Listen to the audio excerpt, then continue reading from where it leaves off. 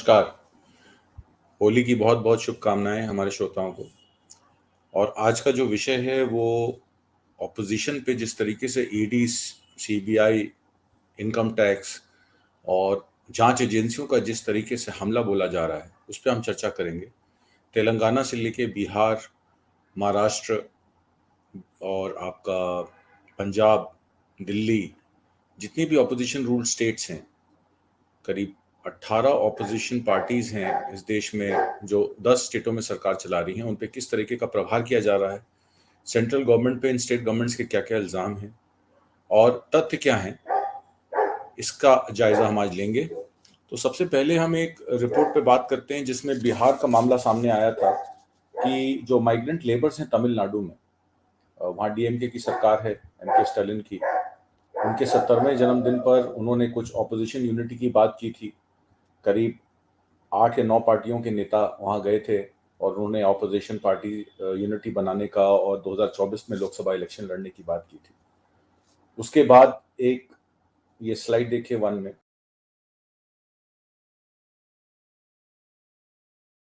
दैनिक भास्कर में एक खबर छपी जिसमें यह कहा गया कि तमिलनाडु में 2 जगह पर, एक तिरुपर में और एक और जगह, 2 बिहारी माइग्रेंट्स जो वहां पे लेबर थी, 10 लाख बिहारी माइग्रेंट्स जो हैं वो तमिलनाडु में काम करते हैं। देश की सबसे ज़्यादा मैन्युफैक्चरिंग प्रोडक्शन अगर किसी स्टेट में होती है वो तमिलनाडु में है। बिहार की 10 लाख लेबर वहाँ काम करती है। तो 2 आदमियों की हत्या जो है वो क्योंकि वो बिहार के थे इस वजह से हुई, ये दैनिक भास्कर में खबर छपी। इसका ऑल्ट न्यूज़ और बाकी कई चैनलों ने जो फैक्ट फाइंडर्स हैं उन्होंने उसका आकलन किया, उसको चेक किया, तो ये पाया कि जो पहले आदमी जिनकी हत्या की बात की गई, पवन कुमार, उनकी कोई पर्सनल राइवलरी थी, एक दूसरे झारखंड के कोई थे अक्यूज।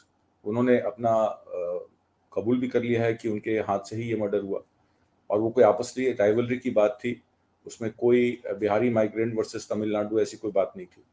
दूसरी जो डेथ रिपोर्ट हुई तिरुपुर से मोनू कुमार की, उसमें बड़ा क्लियर था कि वो उन्होंने सुसाइड किया है किसी कारणवश। उनके भाई ने इस बात की पुष्टि भी की और पवन कुमार के भाई ने भी इस बात की पुष्टि की कि जो हत्या हुई है वो कोई आपस में बातचीत को लेकर, आपस में झगड़े को लेकर की गई। इस तरीके से गोदी मीडिया द्वारा जो तमिलनाडु की सरकार है, एमके स्टालिन की सरकार है, उसको मलाइन किया गया, उसकी इमेज को। और बिहार के बीजेपी के स्टेट चीफ थे जिन्होंने ये बात कही थी, तो उन पे मुकदमा दर्ज हुआ। वो हालांकि तुरंत दिल्ली के हाई कोर्ट पहुंचे कि मुझे जो है एंटीसिपेटरी बेल दे दी जाए क्योंकि तमिलनाडु की पुलिस मुझे ढूंढ रही है और मुझे अरेस्ट कर सकती है। तो उनको उसमें से रिलीफ भी मिल गया। और इस रिपोर्ट में ये भी कहा गया था कि 12 से 15 हत्याएं जो हैं वो इस बात को लेकर हुई हैं कि वो स्थानीय नहीं हैं, बाहर से आते हैं और यहाँ की नौकरियां ले लेते हैं, पर ऐसा कोई मामला था नहीं। और ये केसेस जो हैं वो पिछली फरवरी के आखिर से ये चल रहे थे। ऑल्ट न्यूज़ ने इसकी पुष्टि की है कि इसमें कोई जो है वो गलत काम नहीं हुआ है। और ये व्हाट्सएप यूनिवर्सिटीज़ द्वारा जिस तरीके का भ्रामक जाल फैलाया जाता है व्हाट्सएप ग्रुप्स के द्वारा, उसमें लोग यकीन भी कर लेते हैं, सोचते हैं कि कोई कह रहा है तो सही कह रहा होगा। ये सब गलत है। और एमके स्टालिन का यहाँ तक कहना है कि ये जो है इंक्लूसिव ग्रोथ तमिलनाडु की सरकार करती है, उस वजह से शायद सेंटर की सरकार को उसका अंदेशा है या उसके लिए वो आहत है, जिसकी वजह से तमिलनाडु की सरकार पे ये कर रही है। और ये बात नॉन बीजेपी लीडर्स की मीटिंग, जैसे कि मैंने आपको बताया, जो 1 मार्च को हुई थी, एमके स्टालिन का ये आरोप है कि जो हमने मीटिंग बुलाई थी ऑपोजिशन पार्टीज की, कहीं ना कहीं ये उसकी वजह से ये किया गया है, उसकी वजह से ये हुआ है, उसका रिएक्शनरी तौर पे किया गया कि ऑपोजिशन यूनिटी ना हो पाए। दूसरा केस बिहार का है। जिस तरीके से आपने देखा कि राबड़ी देवी पे सीबीआई की इंक्वायरी शुरू हो गई लैंड फॉर जॉब स्कैम में, जबकि ये पुराना मामला है, पर उसमें सडनली, क्योंकि अब वहाँ आरजेडी और जेडीयू की सरकार है और जेडीयू के नीतीश कुमार ऑपोजिशन यूनिटी की बात कर रहे हैं, तेजस्वी यादव अखिलेश यादव के साथ टाइप कर चुके हैं और महाराष्ट्र में शिवसेना और बीआरएस और तमिलनाडु के एमके स्टालिन के साथ वार्ता कर रहे हैं, मिल रहे हैं। तो इसलिए शायद राबड़ी देवी पे CBI inquiry suddenly land for job scam में हुई। ये सब 28 फरवरी से सिलसिला शुरू हुआ है और 11 मार्च तक सिलसिलेवार घटनाएं मैं आपको बताऊंगा कि क्या क्या हुआ। तो उसके बाद मीसा भारती के घर पे दिल्ली में भी सीबीआई की क्वेश्चनिंग हुई। और 9 ऑपोजिशन पार्टीज के लीडर्स ने पीएम मोदी को लिखा कि जो एनफोर्समेंट एजेंसीज का दुरुपयोग किया जा रहा है ऑपोजिशन के लीडर्स पे रेड्स चलवा के उन पे बात करके, तो ये गलत है और ऐसा नहीं होना चाहिए। 17 ऑपोजिशन पार्टीज ने इस बात पे खेद जताया है सेंटर की सरकार को, होम मिनिस्ट्री को कह के। तो ये जो मोदी 2.0 सरकार है जो 2019 से कार्यरत है, उसमें ऐसा लगता है कि कहीं अमित शाह साहब के पास बहुत पावर्स हैं, और ये सब क्योंकि ईडी, सीबीआई, आईटी ये यूनियन होम मिनिस्ट्री को रिपोर्ट करती है, तो प्रधानमंत्री मोदी ने शायद अमित शाह जी को कह दिया है कि जैसा आपको ठीक लगे आप कीजिए। तो अमित शाह जी ने अपने सारे घोड़े दौड़ा दिए हैं सब तरफ, जहां जहां ऑपोजिशन रूल स्टेट्स हैं। अब इनके जो मेन टारगेट हैं, जैसे मैंने आपको बताया कि जेडीयू, आरजेडी हो गया, आम आदमी पार्टी हो गई, बीआरएस हो गई, ये इनके मेन टारगेट्स हैं। मनीष सिसोदिया को, संजय राउत को अरेस्ट कर लिया था, सत्येंद्र जैन अभी तक जेल में है, लालू यादव जेल में थे, अब उनकी रिहाई हुई है। उड़ीसा के सीएम या झारखंड के सीएम जिनपे हेमंत सोरेन, जिनपे कोल माइनिंग के कॉन्ट्रैक्ट्स को लेकर, डिसअप्रोप्रिएशनेट सोर्सेज ऑफ इनकम को लेकर केस दर्ज है, वो चुप हैं इस मामले पे, जेएमएम के खासकर। और उड़ीसा के जो सीएम है नवीन पटनायक, वो अपने स्टेट से ताल्लुक रखते हैं, वो कहते हैं कि जिसकी भी सरकार होगी मैं उसके साथ हूँ। तो इन दोनों को छोड़कर, और वाईएस जगनमोहन रेड्डी आंध्र प्रदेश के, उनके ऊपर भी डिसअप्रोप्रिएशनेट सोर्सेज ऑफ इनकम का पीछे केस चलाया गया, तो कहीं ना कहीं वो भी साइलेंट हैं। जो मेन मुख्य ऑपोजिशन लीडर्स हैं जो इस बात पे बात कर रहे हैं, वो या तो आम आदमी पार्टी से मुताल्लक हैं, या टीआरएस के हैं, या जेडीयू के हैं, या कांग्रेस से ये बात निकल के आ रही। फरवरी 26 को मनीष सिसोदिया अरेस्ट हुए सीबीआई द्वारा। मार्च 6 में राबड़ी देवी पे सीबीआई इंक्वायरी शुरू हुई। मार्च 7 को लालू यादव पे सीबीआई इंक्वायरी शुरू हुई।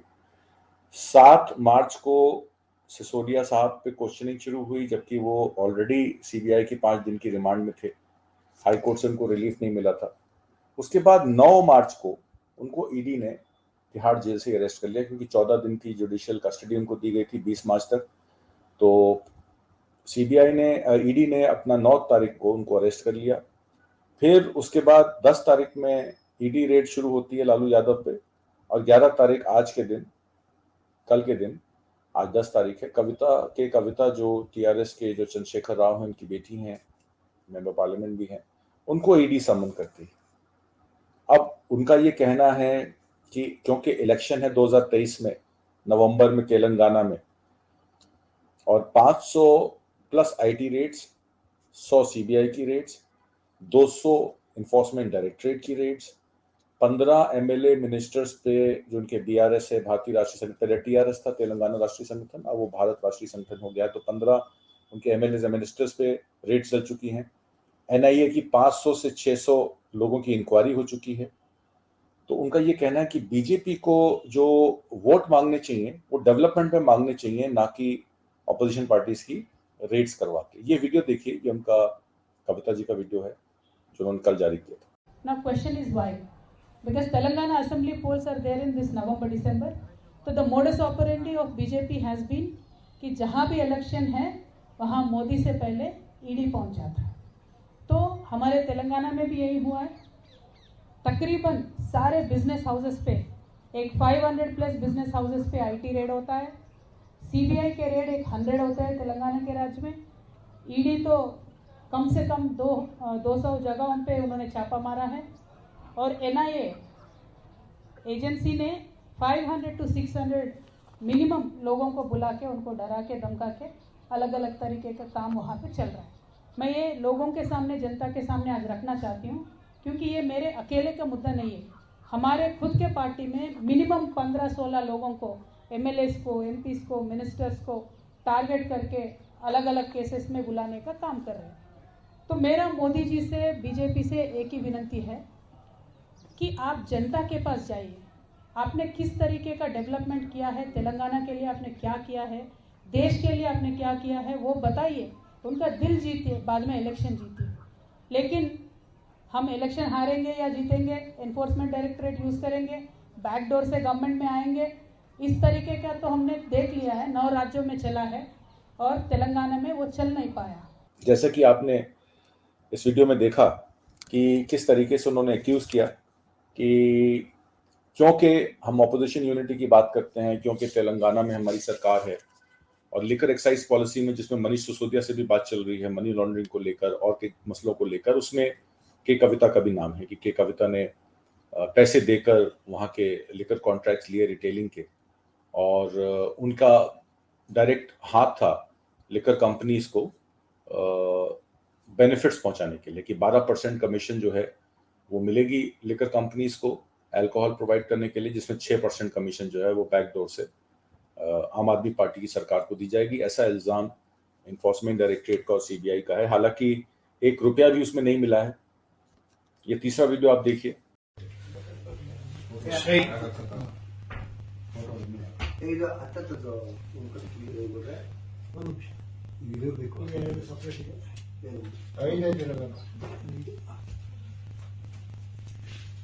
इसमें देखिए आप कर्नाटका की बोम्मई गवर्नमेंट में 8 करोड़ रुपए सीज हुए, 6 करोड़ रुपए एक जगह सीज हुए, 40 लाख की रिश्वत लेते बीजेपी के एमएलए मदन वीरूपकाशा हैं। वीरूपकाशप्पा के बेटे 40 लाख रुपए क्यों लेते हुए पकड़े गए घूस, और ये खुद वहां के Karnataka soap and detergent board के चेयरमैन थे। इनके घर से 6 करोड़ रुपए बरामद हुए, करीब 8 करोड़ रुपए नकदी और ज्वेलरी जो है वो पकड़ी गई है। इसमें इनको रिलीफ भी मिल गया है। तो बीजेपी के सरकार के अगर मिनिस्टरन में 8 करोड़ रुपए कैश मिलता है अनअकाउंटेबल, तो उनको छोड़ दिया जाता है। मनीष सिसोदिया के घर में कुछ भी नहीं मिला, के कविता के घर में कुछ भी नहीं मिला, उन पे ईडी और सीबीआई की जांच बिठाई दी जाती है। ये जो मामला है, ये मामला संगीन है और इस पे लोग जो हैं वो काफी आहत हैं। ऑपोजिशन की सरकार कहती है कि बीजेपी डर गई है कि उनको वोट्स नहीं मिलेंगे।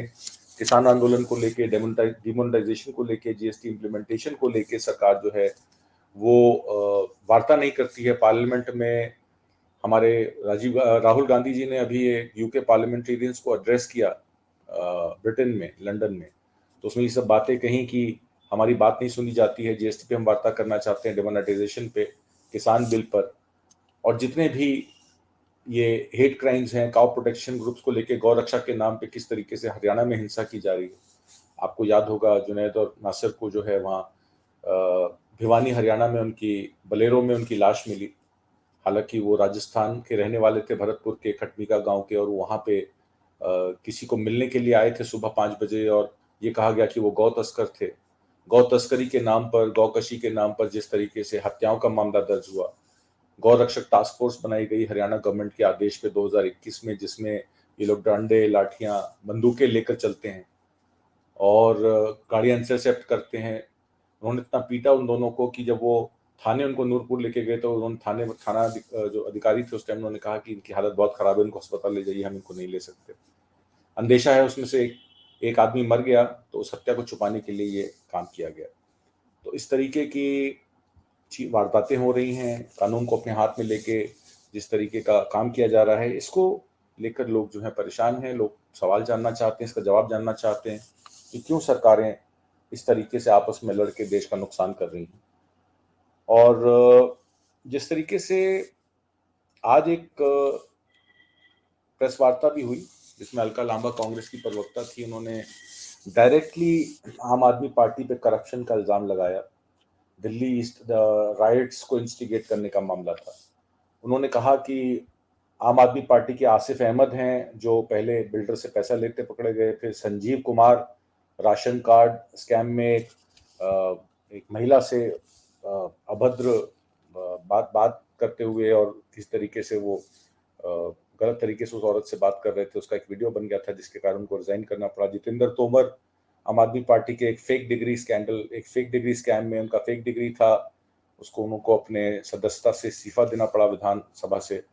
सत्येंद्र जैन पे हवाला का केस है, मनी लॉन्ड्रिंग का केस है, वो सितंबर से जेल में है। कितना सच है कितना झूठ है इसका तो मामला नहीं बताया जा सकता क्योंकि इन्वेस्टिगेशन का मामला है, पर उनको 8-9 महीने से जेल में है, उनको बेल नहीं मिली है।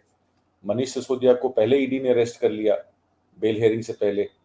और दूसरी बात है जो एक्साइज पॉलिसी है उस पे वो अरेस्टेड थे, जुडिशियल कस्टडी में थे मार्च 20 तक। फरवरी 26 को उनको सीबीआई ने अरेस्ट किया और उसके बाद ईडी ने भी उनको अरेस्ट कर लिया 9 तारीख को।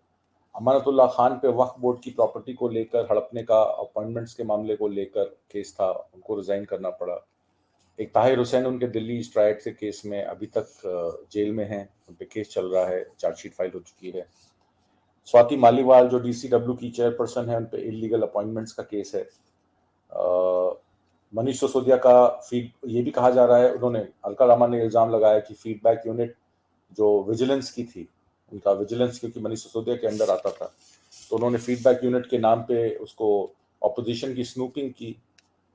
कई करोड़ का बजट था, 1 करोड़ का फंड सैंक्शन किया स्नूपिंग के लिए फीडबैक यूनिट के नाम पर। तो उस पे ये इल्जाम उन्होंने लगाया कि ये सब जो लोग हैं ये बीजेपी की बी टीम है। अब के कविता जो है टीआरएस की, वो कहती हैं अगर आम आदमी पार्टी बी टीम में है और हम सी टीम है और कांग्रेस इन बातों को लेकर बी टीम और सी टीम अगर चलती रहेगी तो फिर कांग्रेस अकेली पड़ जाएगी और ऑपोजिशन यूनिटी कभी नहीं हो पाएगी। तो कहीं ना कहीं टीएमसी ने तो साफ कह दिया है, ममता जी के एक मिनिस्टर अरेस्ट हो गए थे क्योंकि ग्रेड 4 एम्प्लॉयमेंट्स के लिए उन्होंने काफी सारा पैसा लिया था और वो पैसा भी पकड़ा गया, अधिकारी साहब मिनिस्टर थे उनके। उसके बाद से ममता का रुख जो है बीजेपी के प्रति सॉफ्ट है। तो वो कहती हैं कि हमारी जो कांग्रेस के साथ जो है वो टाइप कभी नहीं हो पाएगा। अब जो मेघालय में इलेक्शन हुए, मेघालय और नागालैंड में जो इलेक्शन हुए, उसमें एनडीटीपी बीजेपी की गवर्नमेंट जब नागालैंड में बनी तो एनसीसीपी के 2 एमएलएस थे। तो वहाँ क्या है कि वहाँ की हालत ये होती है कि जब कोई गवर्नमेंट बनती है तो आउटसाइड सपोर्ट जो बाकी पार्टियां दे देती हैं, तो ओवैसी ने बात उठा दी कि एनसीपी इनके एमएलएस हैं नागालैंड में, उन्होंने क्यों एनडीटीपी बीजेपी गवर्नमेंट को सपोर्ट कर दिया। तो सपोर्ट नहीं है उन लोगों का, सरकारें चलाने का चलन ही ऐसा है कि जब 2-3 एमएलएस रह जाते हैं दूसरी पार्टी के तो वो मान लेते हैं कि ये जो अब गवर्नमेंट बनी है एनडीडीपी, वैसे भी वहाँ मेजोरिटी एनडीडीपी की ही है तो उनको सपोर्ट है। बीजेपी क्योंकि उसमें 12 एमएलएस के साथ जो है माइनॉरिटी मेंबर है तो कोई डायरेक्ट सपोर्ट नहीं है, उनको इनडायरेक्ट सपोर्ट है। तो ओवैसी साहब को ये समझ लेना चाहिए कि अगर ऑपोजिशन यूनिटी करनी है तो बहुत सारी चीज़ों को नज़रअंदाज करना पड़ता है। बड़े लड़ाई के लिए बड़ी लकीर खींचनी पड़ती है और जब तक आप बड़ी लकीर नहीं खींचेंगे तब तक आप बीजेपी से लड़ नहीं पाएंगे। संगठन के हिसाब से, पैसे के हिसाब से, पावर के हिसाब से और जिस तरीके से वो पावर का मिसयूज करती है कार्यपालिका, न्यायपालिका को, जिस तरीके से उन्होंने लेजिस्लेटिव और जुडिशरी की जिस तरीके से आपस में भिड़ंत है और जो कार्य व्यवस्था है, जो लोग हैं, जो वहाँ का एडमिनिस्ट्रेशन है, उस किस तरीके से बीजेपी के कंट्रोल में है, तो वो हर चीज पे अपना अपर एज बनाए हुए है। अगर बीजेपी से लड़ना है तो सब ऑपोजिशन पार्टीज को इकट्ठा होना पड़ेगा, अपने डिफरेंसेस खत्म करने पड़ेंगे। ये बात के बारे में उनको सोचना चाहिए।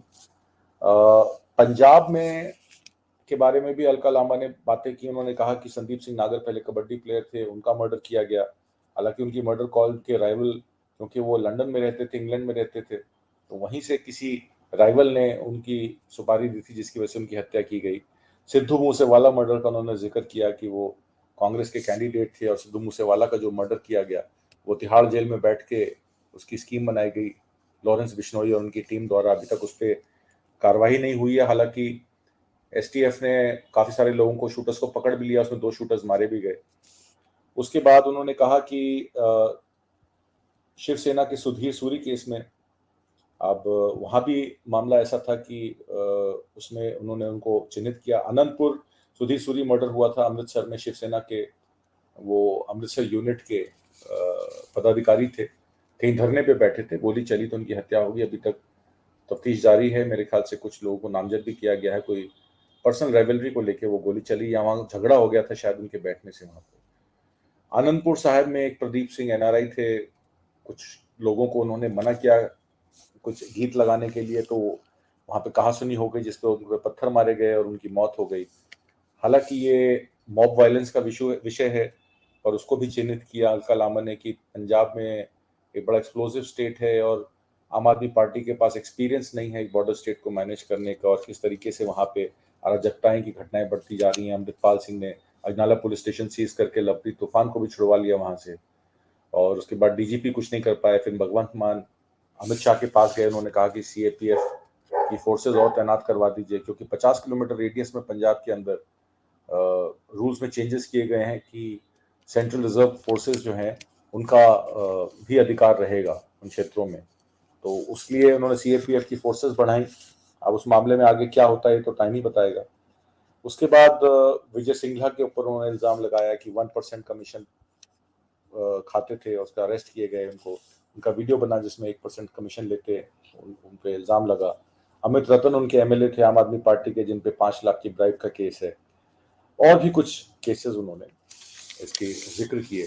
तो अब मामला ये है कि अगर इस तरीके के इल्ज़ाम कांग्रेस पार्टी जिस तरीके से आम आदमी पार्टी को इम्प्लीकेट कर रही है दिल्ली और पंजाब में, और कह रही है कि जो ईडी की कार्रवाई है, सीबीआई कार्रवाई, उस पर कम बोल रही है, उनके मिनिस्टरों पे जो दाग है या उन पे टेंट्स हैं उनको उजागर कर रही है, तो ऐसे मामलों में ऑपोजिशन यूनिटी तो होती कहीं दिखाई नहीं दे रही, क्योंकि टीएमसी, आम आदमी party, BRS, Samajwadi party, JDU और आरजेडी, खासकर not JDU, RJD Tejashwi Yadav ji की, तो ये इन पे जिस तरह के ईडी, सीबीआई और इनकम टैक्स की कार्रवाई हो रही है, तो उस पे उनको टारगेट निशाने पे लाया जा रहा है। शिवसेना में उद्धव ठाकरे की जो शिवसेना थी उनको तोड़ दिया गया, शिंदे ग्रुप को वहां पे सीएम बना दिया गया, और शिवसेना का जो सिंबल था वो भी शिवसेना शिंदे को दे दिया गया। तो जिस तरीके से उद्धव ठाकरे की पार्टी को तोड़ा गया, तो ये लोग जो है काफी आहत हैं। तो किस तरीके से ऑपोजिशन यूनिटी होगी, कौन इसमें सूत्रधार होगा, किस तरीके से वार्ता होगी, तो ये तय करना थोड़ा अभी मुश्किल लग रहा है। किस तरीके से आने वाले समय में क्या कांग्रेस और आम आदमी पार्टी और Shiv Sena, DMK, RJD, Janata Dal S Karnataka और नेशनल कॉन्फ्रेंस इन कश्मीर, ये ऑपोजिशन यूनिटी की बात कर तो रहे हैं, पर ऑपोजिशन यूनिटी का सरोकार क्या होगा, कौन सी टीमें रहेंगी, कौन सी नहीं रहेंगी, जो नहीं रहेंगी क्या वो थर्ड फ्रंट बनाएंगी, इस पे एक सवालिया चिन्ह खड़ा हो जाता है। अब एग्जीक्यूटिव पावर, जैसे कि मैंने आपको बताया, एग्जीक्यूटिव पावर्स और पैसे से बीजेपी जो है वो काफी बल है, और इंडियन डेमोक्रेटिक इंस्टीट्यूशंस को जिस तरीके से आरएसएस द्वारा या बीजेपी द्वारा चिन्हित किया जा रहा है, ये टारगेट किया जा रहा है, तो राहुल गांधी ने ब्रिटिश एमपीज को यूके में ये कहा कि जिस तरीके से वर्ल्ड इज वन रूफ या वासुदेवाय कुटुंबकम जो एक फ्रेज है वो अंडर थ्रेट है, और इसमें कई सारी उन्होंने बातें कही कि इन्फोर्समेंट एजेंसीज को किस तरीके से ब्रिटिश मतलब इंडिया में मिसयूज किया जा रहा है, और फ्रीडम ऑफ एक्सप्रेशन पे खासकर कोई भी पत्रकार निष्पक्ष होकर अपनी बात नहीं कह सकता, लिख सकता, क्योंकि अगर मान लीजिए वो सरकार के खिलाफ बोलता है तो उसके खिलाफ गैग ऑर्डर्स दे दिए जाते हैं। ग्रोथ पे कोई बात नहीं कर रहा, जबकि जीडीपी ग्रोथ पिछले 10 सालों में 5-5.5% पे चल रही है। 5.5% अगर रियल ग्रोथ हम मान के चलें तो 2047 तक जिस तरीके से सरकार ये कहती है कि 30 ट्रिलियन की इकोनॉमी बन जाएगी, 2025 तक किसानों की आय तो 2022 में दुगनी होनी थी, 2025 में दुगनी हो जाएगी, या 2025 तक 3 ट्रिलियन की इकोनॉमी बन जाएगी, तो कहीं ना कहीं ये वादे सब झूठे नजर आते हैं। इंडिया की पर कैपिटा इनकम जो है अगर 2047 तक भी अगर हम 5.7% ग्रोथ ले लें तो करीब $8800 पर कैपिटा बनती है, जो कि अगर उसको वैल्यू आकलन करें रुपए में तो करीब 70,000 रुपए सालाना, जो कि अमेरिका से 1/9 है, और जापान की आज की इनकम से 1/4 है, और चाइना की इनकम जो आज की डेट की है उससे भी वो कम है। चाइना की इनकम आज की डेट में पर कैपिटा इनकम जो है वो 9,000 से ऊपर है। लेबर फोर्स पार्टिसिपेशन रेट 42% है, कि मतलब 60% लोगों के पास काम ही नहीं है और काम नहीं मांग रहे हैं। महिलाओं में 9% लेबर फोर्स पार्टिसिपेशन रेट है आज की डेट में। 91% महिलाएं जो हैं उन पे बाहर रोजगार नहीं है, वो घर पे ही रोजगार करती हैं। पॉपुलेशन का हिसाब रखें तो 142 करोड़ 80 लाख की पॉपुलेशन है, जो कि चाइना की पॉपुलेशन 142 करोड़ 50 लाख से ज्यादा है। अमृतकाल के बजट में आपने देखा 2023 में मनरेगा के बजट को 60,000 करोड़ से कम कर दिया गया। फर्टिलाइजर्स जो 2,35,000 करोड़ रिवाइज एस्टिमेट में लास्ट ईयर खर्चा हुआ, इस साल उसका बजट 1,72,000 करोड़ है।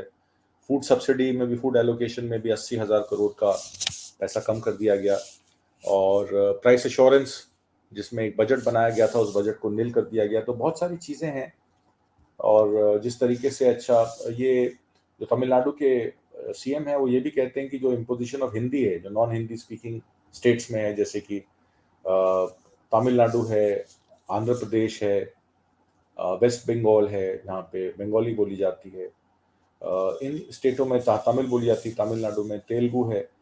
8-9 करोड़ लोग जो हैं इन प्रदेशों में दूसरी भाषा का इस्तेमाल करते हैं। तो हिंदी की इम्पोजिशन की वजह से ये फेक न्यूज़ और फेक खबर फैलाई जाती है और हम लोगों को प्रताड़ित किया जाता है, ये उनका कहना है। क्योंकि के कविता पे 11 तारीख को, जो कि कल है, ईडी ने समन किया था। उनका ये कहना है कि जितनी भी महिलाओं पे जिस तरह की ईडी इंक्वायरी होती है और ईडी में बुलाया जाता है तो उसको वीडियोग्राफ करना चाहिए, क्योंकि महिलाओं की सुरक्षा परम कर्तव्य है। ये वीडियो देखिए, ये क्लिप देखिए। भी हो बेशक बस औरत होना काफी है, जिसको देखो नीयत खोटी नजरों में नापाकी है। हर रिश्ता एक दाग बना है, खून हुआ है अब पानी, ये तो सब होना ही था जब साथ नहीं दादी नानी। टूट रहे परिवार यहाँ अब बच्चे तन्हा रहते हैं, नौकर और पड़ोसी के सब ओछी हरकत सहते हैं। विमेन रिजर्वेशन बिल पर आज जंतर मंतर में 6 घंटे का एक धरना प्रदर्शन है, जिसमें सीताराम येचुरी समेत कई बड़े नेता आज जंतर मंतर पे ये 6 घंटे का धरना लगा है, इस पे बात कर रहे हैं। इसमें ये कहा जा रहा है कि श्रीमती सोनिया गांधी ने जो women reservation bill 33% women reservation upper house, lower house और इलेक्शंस में, पब्लिक इलेक्शंस में होना चाहिए, उसकी इम्प्लीमेंटेशन अभी तक नहीं हुई। तो के कविता कह रही है कि कांग्रेस को अपने डिफरेंसेस बुला के हमारे साथ आना चाहिए।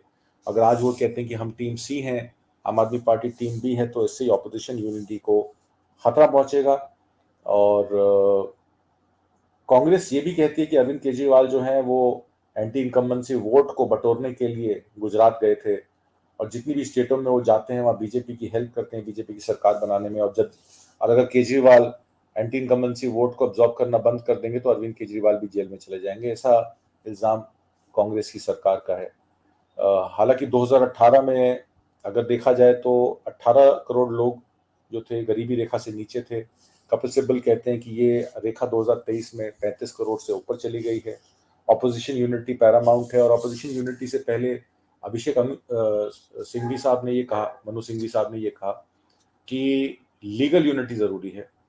जो भी 10 स्टेटों की ruling states, opposition rule states की 10 स्टेटें हैं, वो 10 स्टेट्स में 10 पार्टीज जो सरकारें चला रही हैं, उनको इकट्ठे होकर सुप्रीम कोर्ट में, कॉन्स्टिट्यूशनल बेंच में याचिका दाखिल करनी चाहिए कि सेंट्रल गवर्नमेंट जो है हमें काम नहीं करने दे रही है, हमें प्रताड़ित कर रही है, हमारे मिनिस्टर्स को, हमारे एमएलएस को धमकाती है, डराती है।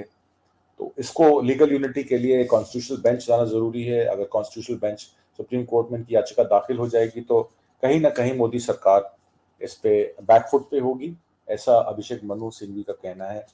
तो आने वाले समय में ये सब क्लियर हो जाएगा। ये एनजीओ भारत जागृति ने भी 18 पॉलिटिकल पार्टीज को एक दिन की हंगर स्ट्राइक के लिए कहा है। एक तरफ तो अदानी पे कार्रवाई होनी जरूरी है, क्योंकि उन पे जब ये इल्जाम लगा हिंडनबर्ग रिपोर्ट का कि उन्होंने अपने शेयर्स को रिग करके और राउंड ट्रिपिंग के द्वारा उसका 4000% तक उसका इजाफा किया और 85% ओवर वैल्यूड हैं शेयर्स, तो मार्केट ने उसको रिस्पॉन्ड किया, उनके 70 से 75% शेयर्स नीचे आ गए। जबकि LIC और SBI ने जो इन्वेस्टमेंट्स की थी उस पर कोई कार्रवाई नहीं हुई, इंक्वायरी नहीं हुई। सुप्रीम कोर्ट ने एक मॉनिटरिंग कमेटी बनाई है, इसमें सेबी को कह दिया कि आप ही इंक्वायरी कीजिए। अब इन द मीनवाइल LIC के जो वहाँ के चीफ थे, जो CMD थे, उनको एक्सटेंशन मिल गई, सेबी के चीफ को एक्सटेंशन मिल गई, ईडी डायरेक्टर को एक्सटेंशन मिल गई। तो ऑपोजिशन ये भी कहती है कि जिस तरीके से एक्सटेंशन दी जा रही हैं लोगों को, और उनको अपने मुद्दों पे, सरकार के मुद्दों पर काम करने के लिए, उनके क्रोनी कैपिटलिस्ट को इन्वेस्टमेंट्स देने के लिए जिस तरीके से प्रमोट किया जा रहा है। एक बैंक के महानिदेशक थे, उन्होंने भी कह दिया कि भाई हम तो, अगर अदानी हमसे पैसा मांगने आएगा तो देंगे, क्योंकि उनके रास्ते अब बॉन्ड मार्केट्स द्वारा और बाहर से पैसा जनरेट करने के बंद होते जा रहे हैं, क्योंकि इस रिपोर्ट को काफ़ी सीरियसली लिया है। कई इंडेक्सेस में MSCI जैसे मेरिल लिंच है और बड़ी बड़ी गोल्डमैन सैक कंपनीज हैं, वो उसको रिव्यू कर रही हैं। स्टैंडर्ड पुअर है कि अदानी को बॉन्ड मार्केट में कितनी वेटेज देनी चाहिए, उनको इंडेक्स में रखना चाहिए, नहीं रखना चाहिए। तो अगर उनके एवेन्यूज बाहर से पैसा जनरेट करने के बंद हो गए तो फिर ये सारा प्रेशर जो है महानिदेशकों पे, बैंकों के जो कि अपॉइंटेड होते हैं सरकार द्वारा, या LIC पे पड़ जाएगा, तो निवेशकों का पैसा खतरे में पड़ सकता है। तो ऐसा ऑपोजिशन का इल्ज़ाम है कि पॉलिटिक्स असाइड होनी चाहिए, पॉलिटिक्स को अलग रखना चाहिए और इन सब चीज़ों को अलग रखना चाहिए। ऑपोजिशन यूनिटी के नाम पे उनको जिस तरीके से विक्टिमाइज किया जा रहा है एनफोर्समेंट एजेंसी द्वारा, ये बंद होना चाहिए। इन्हीं सब बातों के साथ मैं आपसे इस हफ्ते विदा लेता हूँ। अगले हफ्ते फिर किसी नए सब्जेक्ट पर वार्ता करेंगे। तब तक मुझे आज्ञा दीजिए। नमस्कार।